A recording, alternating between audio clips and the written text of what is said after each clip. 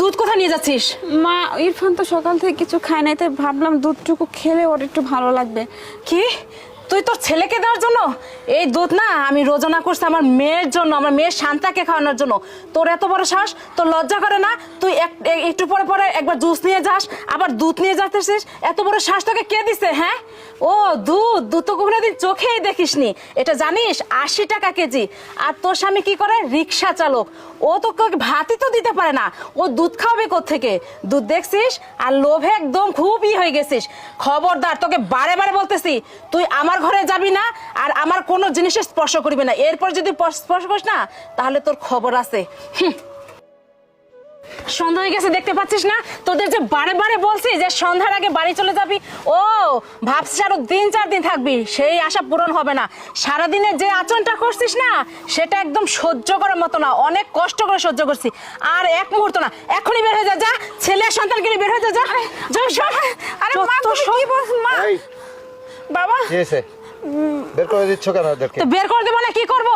আদর্শকদের রাখবো? বহুত জ্বালাতন সহ্য করছি সারাদিনে। হ্যাঁ, সারাদিনে সহ্য করছো মানে? তুমি ওদের প্রতি যে অত্যাচার করেছো না, আমি দাঁড়িয়ে দাঁড়িয়ে সবকিছু দেখেছি। এটা আমার বড় মেয়ে, ও আমার জামাই। দূর থেকে দাঁড়িয়ে দিয়ে সব দেখছো, আর এর জন্য ওরা সাহস পাচ্ছে, এখনো বের হচ্ছে না বাড়ি থেকে, তাই না? এই, চুপ থাক।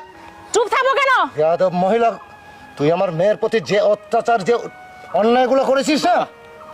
থাক, আমরা চলে যাই।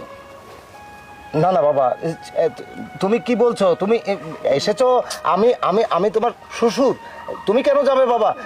তোমার না বাবা, শুনেন, আমাদের জন্য আপনাদের মধ্যে ঝামেলা হোক আমরা চাই না, তাই না। আমরা চলে যাই। না না বাবা, ঝামেলা কেন হবে? ওটাও আমার মেয়ে, এটা আমার মেয়ে, এটা বাড়ি আমার। আমি তো বাড়ি এখনো আমার সয় সম্পত্তি কাউকে দিয়ে দিইনি যে আমি এত দুর্বল হয়ে গেছি।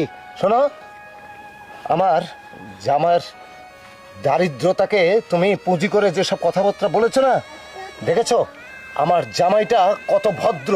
এত কিছুর পরেও সে কিন্তু তোমার বিষয়টাকে ওইভাবে প্রাধান্য দিয়ে আমার কাছে বলছে না। কিন্তু আমি যা করছি না ঠিকই করছি, যা বলছি ঠিকই করছি। আর যেতে চাচ্ছে, এখন দাঁড়িয়ে আছে কেন? এই দাঁড়িয়ে আছিস কে? যেতে পারছিস না? খবরদার, এক ধাপ তোমরা যাবে না।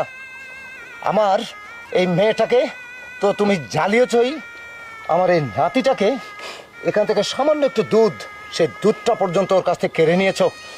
এমনকি সামান্য একটু জুস, যেটা 5 টাকা দিলে 1 গ্লাস জুস হয়, সেই জুসটা পর্যন্ত আমার এই নাতিকে তুমি পান করতে দাওনি। তোমার মতো নর পিচাস একজন ডাইনি মহিলাকে নিয়ে আমি যে কিভাবে বেঁচে আছি, বাবা, আমি